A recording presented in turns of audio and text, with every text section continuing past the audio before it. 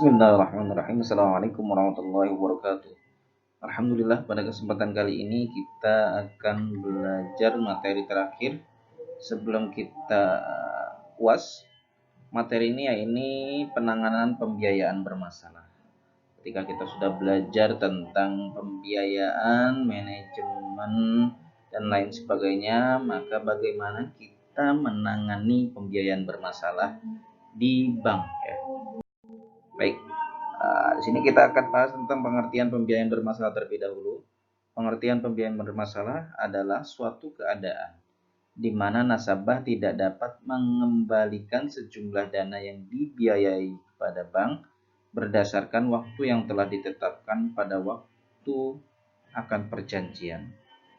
Jadi pembiayaan bermasalah ini nasabah tidak bisa membayar ataupun mengangsur ketika nasabah sudah memiliki pembiayaan di bank. Kemudian golongan pembiayaan dari aspek kemampuan membayar nasabah. Jadi memang pembiayaan bermasalah ini atau nasabah yang belum bisa mengangsur ini ada golongan-golongannya. Golongan yang pertama yaitu golongan lancar, kedua dalam perhatian khusus, kurang lancar, dan juga yang terakhir yaitu golongan diragukan atau macet. Biasanya kalau di bank syariah, bank syariah atau konvensional biasanya kan ada call 1, call 2, call 3, call 4, itu maksudnya golongan kolektabilitas nasabah. Biasanya kalau lancar itu dia call-nya call 1, dalam perhatian khusus bisa jadi call 2, kurang lancar bisa jadi call 3. Nah, diragukan atau macet itu sudah call 4 dan call 5. Nah, ini yang benar-benar yang harus ditindak tegas, yaitu diragukan ataupun macet ini. Baik. Nah, ini penyebab pembiayaan bermasalah. Sebenarnya penyebab pembiayaan bermasalah bukan karena hanya nasabah saja, akan tetapi penyebab pembiayaan bermasalah di sini kita runut ada 3 elemen. Yang pertama, faktor pertama yaitu faktor internal, kedua faktor pihak nasabah, nah yang ketiga adalah faktor eksternal. Jadi bukan hanya pihak nasabah saja untuk pembiayaan bermasalah ini, maka banyak faktor-faktor juga. Ada internal dan juga eksternal. Apa sih faktor internal dan eksternal? Nanti kita akan bahas. Nah, di sini faktor internal. Faktor internal itu adalah kemampuan. Faktor internal ini maksudnya faktor-faktor yang mempengaruhi dari pihak bank.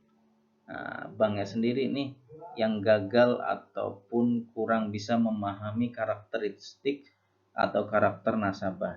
Yang pertama, faktor internal di sini adalah kemampuan dan naluri bisnis analis kredit belum memadai ataupun pembiayaan ya. Jadi analis ini belum bisa menilai nasabah ini bagus apa enggak. Nasabah ini layak atau tidak untuk kita biayai. Kemudian analis pembiayaan tidak memiliki integritas yang baik.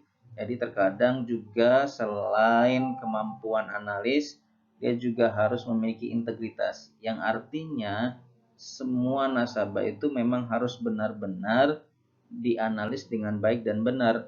Terkadang kalau ada nasabah yang kenal ataupun saudara itu dimudahkan sehingga terdapat atau terjadi pula pembiayaan yang bermasalah. Kemudian para anggota komite pembiayaan tidak mandiri. Nah, yang tidak mandiri ini asal ini aja, maksudnya asal cair pembiayaannya saja, tidak melihat bagaimana karakter nasabah tersebut. Kenapa asal ataupun kenapa pengen mencairkan saja? Ya, karena target gitu. Jadi target kita besar tapi nggak ada yang cair.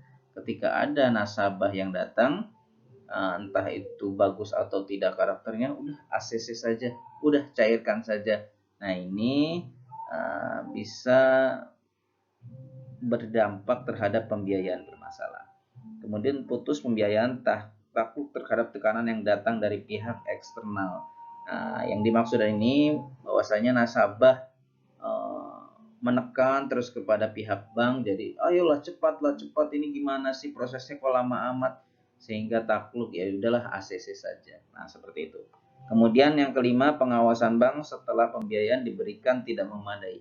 Nah, ketika kita ataupun seorang analis sudah menganalisa dengan baik, secara otomatis marketingnya harus dilanjutkan dengan pengawasan. Kalau tidak ada pengawasan, maka nasabah ya asik-asik saja, dia tidak mengangsur, sah-sah saja, atau bukan sah-sah saja sih, atau mudah saja nasabah tidak mengangsur. Terkadang ada juga nasabah yang ingin didatangi, jadi nasabah ini nggak ngangsur sebelum didatangi oleh pihak bank, itu ada aja. Kemudian yang keenam, pejabat bank dan analis mempunyai kepentingan pribadi terhadap usaha calon nasabah. Nah, ini sama dengan tadi ya, ataupun dia ini pejabat bank atau analis ini punya saudara, keluarga, jadi mempermudah. Kemudian bank tidak mempunyai informasi yang cukup mengenai watak calon debitur. Jadi memang perlu adanya kemampuan yang khusus melihat karakteristik nasabah. Nah, itu dari faktor internal. Nah, ini yang kedua adalah faktor nasabah. Faktor nasabah ini adalah penyalahgunaan pembiayaan oleh nasabah yang tidak sesuai dengan tujuan perolehannya. Biasanya kan ada nih, kalau di bank syariah itu benar-benar ditinjau. Nah, ini yang kita biayai untuk apa? Terkadang ada yang pembiayaan rumah, ada yang pembiayaan mobil, ada yang multiguna seperti mikro, tapi biasanya multiguna juga harus jelas. Nah, jikalau tidak jelas, penyalahgunaan yang tadinya ingin renovasi rumah, ternyata ketika diusut-usut, ketika dilihat-lihat, ternyata bukan buat renovasi rumah nih, ternyata buat yang lainnya. Entah itu buat sekolah anak, atau entah biaya pengobatan orang tuanya yang sakit. Nah, ini kan artinya penyalahgunaan pembiayaan. Nah, penyalahgunaan pembiayaan ini terkadang juga menimbulkan pembiayaan yang bermasalah. Kemudian nasabah tidak mau atau memang beretikat tidak baik. Nah, kalau sudah seperti ini harusnya ditolak di awal. Jadi karakternya kurang baik. Tapi ketika lolos ya nasabahnya seperti ini, nasabahnya tidak beretikat baik. Jadi bodoh, semau gua mau angsur enggak gitu kan. Jadi ini nasabah ini sudah beretika tidak baik. Kemudian yang ketiga, perpecahan di antara para pemilik dan pemegang saham atau pemegang saham. Ya misalkan pemilik dan atau pemegang saham itu ada perpecahan sehingga tidak bisa mengangsur di bank. Ini juga bisa menjadi masalah. Kemudian keempat, tenaga ahli atau yang menjadi tumpuan proyek atau perusahaan meninggalkan perusahaan. Biasanya outsourcing ya, tenaga ahli ataupun karyawan-karyawan yang outsourcing yang bisa langsung dikeluarkan, banyak yang dikeluarkan sehingga menjadikan pertumbuhan usahanya atau pertumbuhan perusahaannya ini menjadi kurang. Kemudian yang kelima, kemampuan manajemen yang kurang. Nah, ini memiliki kemampuan manajemen yang kurang, salah satunya dalam hal keuangan. Bagaimana memanage keuangan tersebut? Jikalau ini tidak bagus ataupun tidak baik, maka mempengaruhi juga tentang pembiayaan bermasalah. Nah, kalau faktor eksternal itu faktor yang kita tidak tahu ya. Sebenarnya kita ini benar-benar ingin bisa manajemen pengelolaan dananya juga bagus, tapi ada faktor eksternal seperti situasi ekonomi yang negatif. Seperti ekonomi negatif ini bisa jadi longsor ataupun ada kebakaran dan sebagainya. Kita tidak tahu, sehingga itu bisa menimbulkan dampak pembiayaan kita bermasalah ataupun macet. Kemudian yang kedua, situasi politik dalam negeri yang merugikan. Nah, terkadang politik juga bisa merugikan diri kita, merugikan perusahaan kita, sehingga berdampak juga tentang pembiayaan di bank.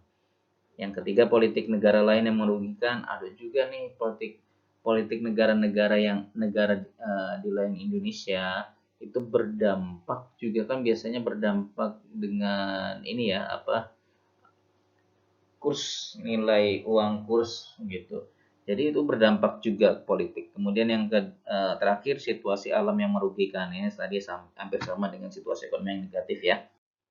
Kemudian dampak pembiayaan bermasalah. Dampak pembiayaan bermasalah yang pertama terhadap kelancaran operasi bank. Yang kedua terhadap industri perbankan, yang ketiga terhadap kehidupan ekonomi dan moneter negara. Nah, terhadap kelancaran operasi bank yaitu menurunnya margin bank. Nah, kalau ada pembiayaan yang bermasalah, secara otomatis margin bank itu akan menurun. Kan sebenarnya pembiayaan ini marginnya untuk diputar ke dana pihak ketiga.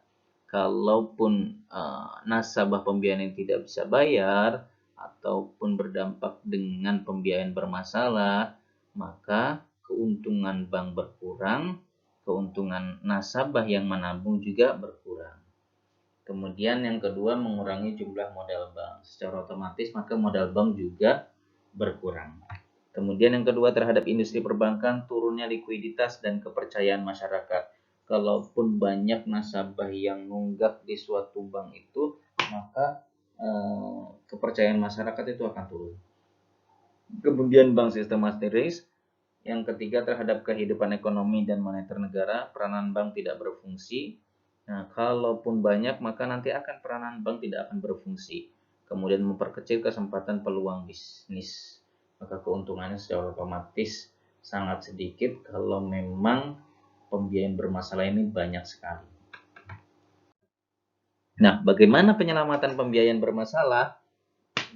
Penyelamatan pembiayaan bermasalah itu bisa kita lihat dari yang kita bahas tadi ya, lancarnya, kemudian dalam perhatian khusus, kemudian kurang lancar, dan juga diragukan atau macet. Nah, sebenarnya marketing itu memang tugasnya bukan hanya mencari nasabah pembiayaan saja, akan tetapi setelah nasabah ini sudah menjadi nasabah kita, calon nasabah ini sudah menjadi nasabah kita, ataupun sudah ada pembiayaan di bank, maka secara otomatis marketing itu harus menyelamatkan pembiayaan bermasalah ini, yang artinya marketing bank itu nggak berdiam diri dengan nasabahnya yang sudah cair tentang pembiayaan. Maka harus diperhatikan, misalkan nasabah masih lancar, nasabahnya masih belum ada tunggakan, maka perlu perhatian juga, yaitu yang pertama pemantauan usaha nasabah. Kemudian pembinaan nasabah dengan pelatihan-pelatihan. Nah, ini kreativitas marketing ya. Kemudian yang kedua, dalam perhatian khusus, nah pembinaan nasabah memberitahukan dengan surat teguran. Nah, artinya kalau dalam perhatian khusus ini secara otomatis nasabah ini sudah menunggak. Sudah menunggak yang artinya kadang bisa 1 bulan, bisa kurang dari 1 bulan. Nah, ini nasabah ini sudah menunggak. Maka perlu adanya pemberitahuan dengan surat teguran. Surat teguran nih bahwasanya Bapak ini memiliki kewajiban untuk membayar angsuran di bank. Kemudian kunjungan lapangan atau silaturahmi. Nah, ini perlu adanya kunjungan lapangan dengan silaturahmi. Biar tahu, oh nasabah ini ternyata usahanya sedang seperti ini, sedang kurang lancar. Nah, ini bisa dilihat. Kemudian yang ketiga, kurang lancar. Nah, sama, membuat teguran juga, kunjungan lapangan silaturahmi juga, dan yang terakhir adalah rescheduling, yaitu penambahan jangka waktu dan memperkecil angsuran. Nah, ini nanti kita akan bahas di belakang.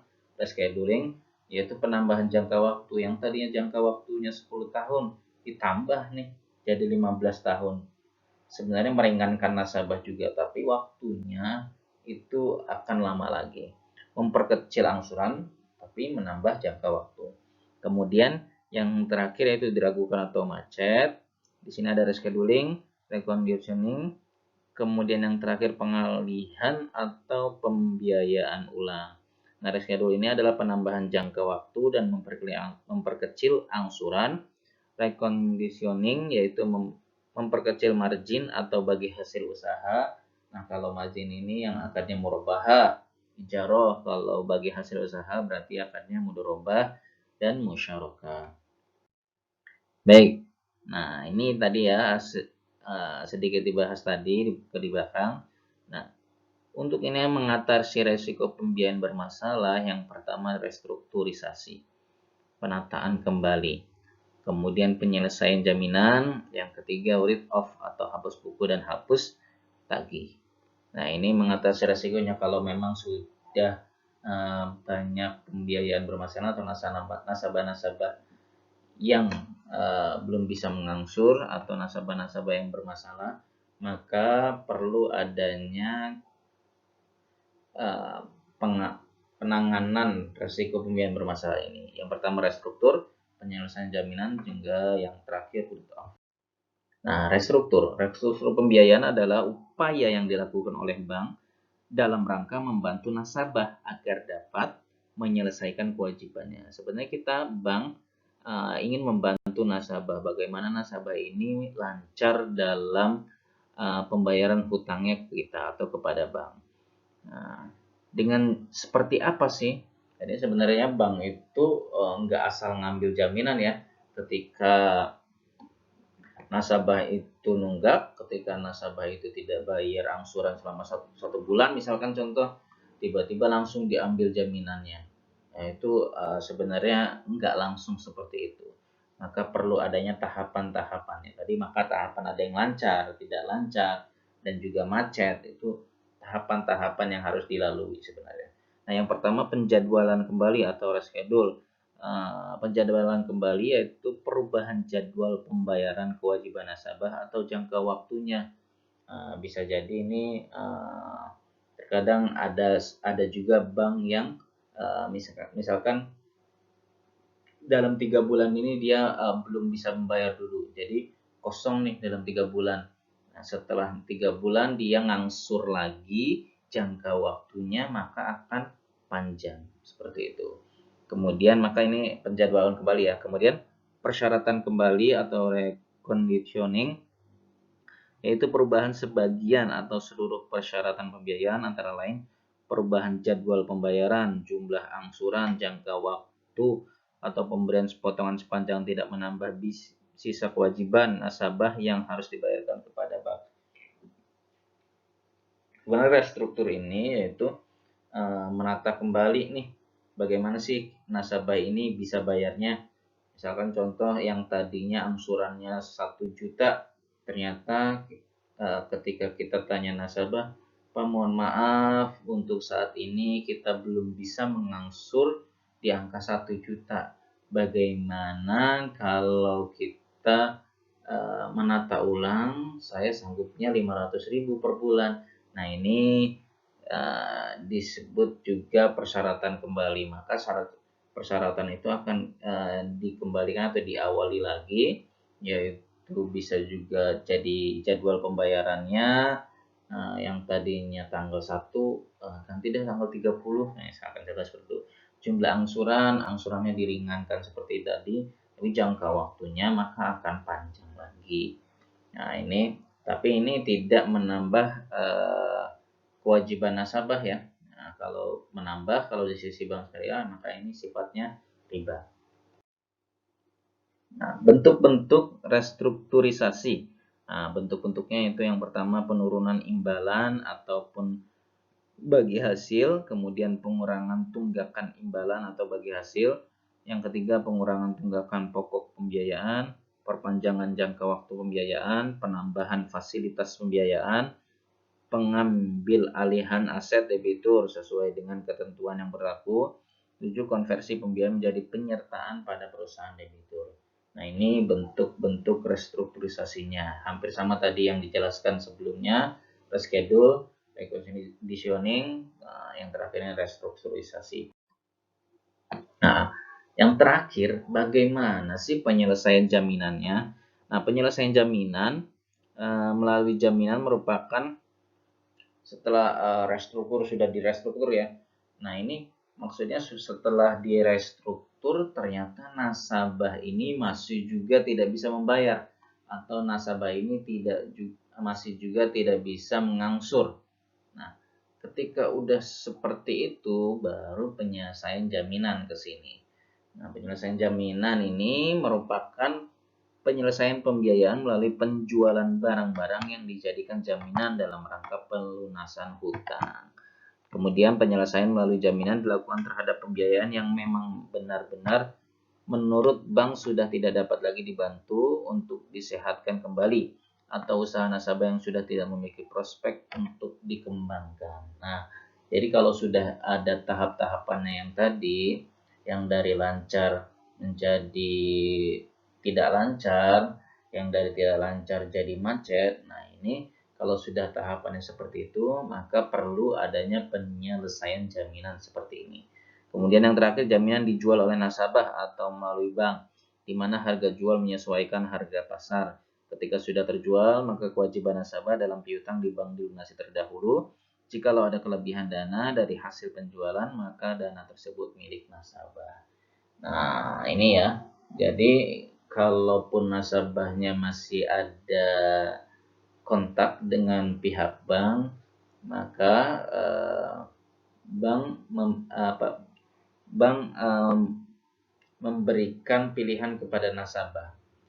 Apakah jaminan ini mau dijualkan oleh nasabah atau kita bantu jualkan? Pihak bank membantu untuk menjualkannya. Nah, ketika sudah ada yang beli, maka keuangan itu atau uang yang masuk itu semuanya akan dimasukkan terlebih dahulu di rekening nasabah. Kemudian kalau sudah, maka bank akan mengambil kewajibannya saja, kewajiban nasabah yang piutang tersebut kepada bank.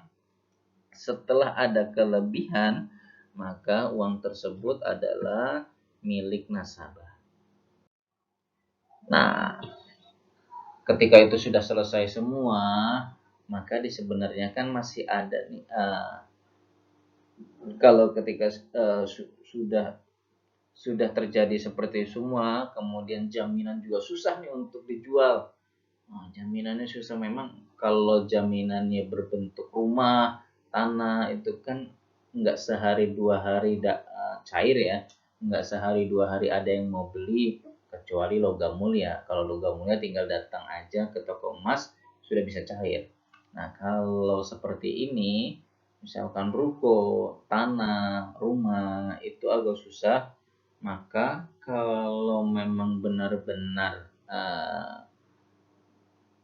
sudah benar-benar macet, ada juga tahapan yang terakhir yaitu write off.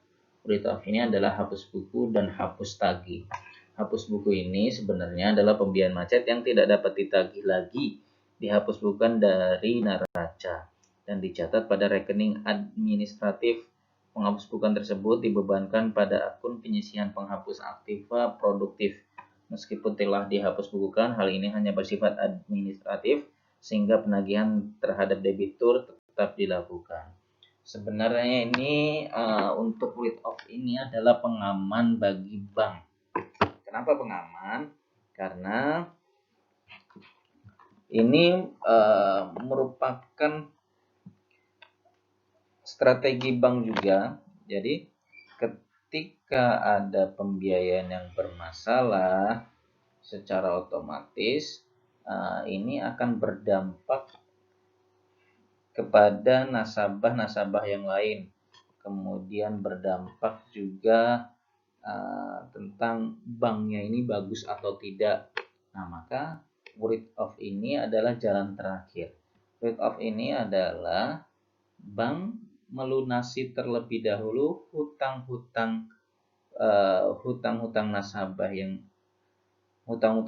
yang memang benar-benar macet, hanya saja di rekening administratif saja.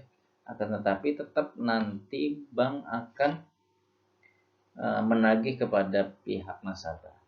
Nah, sebenarnya kalau ini bisa jadi nasabah ini tidak tahu bahwasanya nasabah ini sudah dilunasi terlebih dahulu. Kalau sudah tahu biasanya kan nasabah, oh alhamdulillah udah dilunasi dengan pihak bank sendiri gitu, maka dia akan tidak mengangsur. Nah, kemudian yang kedua, menghapus bukuan atau hapus buku merupakan tindakan administrasi bank untuk menghapus buku pembiayaan macet dari neraca sebesar kewajiban debitur tanpa menghapus hak tagih bank kepada debitur. Nah, kalau hak tagih tetap ya, jadi nasabah atau bank tetap menagih kepada pihak nasabah yang macet tersebut, tapi hapus bukunya atau di bukunya ini sudah dihapuskan oleh pihak bank. Sedangkan penghapusan hak tagih pembiayaan merupakan tindakan bank menghapus semua kewajiban debitur yang tidak dapat diselesaikan. Nah, kalau sudah ditagih, sudah dibayarkan semuanya, maka hapus tagih juga akan dihapus. Nah, seperti itu. Ini adalah pembiayaan bermasalah, tahapan-tahapannya. Jadi nggak semena-mena pembiayaan bermasalah ini ketika ada nasabah bermasalah tiba-tiba jaminannya langsung diambil, misalkan seperti itu. Ini nggak langsung seperti itu, maka ada tahapan-tahapannya. Nah, tadi kan ada surat tagihan ya, surat tagihan itu juga ada tahapan-tahapannya. Surat tagihan yang pertama, surat tagihan kedua, ketiga, nah itu ada tahapan-tahapannya. Mungkin itu saja, nanti boleh didiskusikan, apa yang mau ditanyakan silahkan ditanyakan. Wabillahi taufiq walhidayah. Satu lagi, hapus buku dan hapus tagih hanya dapat dilakukan terhadap penyediaan dana yang memiliki kualitas macet. Nah, tadi ya macet. Hapus buku tidak dapat dilakukan terhadap sebagian penyediaan dana, hapus tagih dapat dilakukan baik untuk sebagian atau seluruh penyediaan dana. Hapus tagih terhadap sebagian penyediaan dana hanya dapat dilakukan dalam rangka restrukturisasi dan jangka waktu penyelesaian pembiayaan. Nah, untuk hapus buku dan hapus tagih ini hanya untuk nasabah macet. Kalau nasabahnya masih lancar atau masih belum macet, masih tidak lancar saja, itu masih belum bisa kita write off-kan. Baik, sekian. Dan terima kasih untuk kalian. Semoga teman-teman bisa menjawab UAS nanti. Assalamualaikum warahmatullahi wabarakatuh.